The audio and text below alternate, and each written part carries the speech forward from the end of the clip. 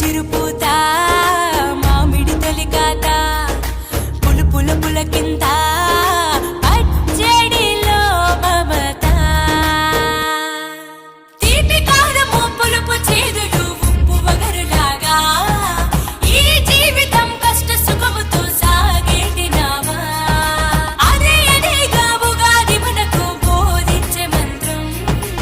ఇదేగా మనిషి మనుగడకు ఆది అంత సూత్రం విళంబినామ సంవత్సరం విజయ పరంపర ప్రారంభం 6 రుచులతో అయ్యేను ఆరంభం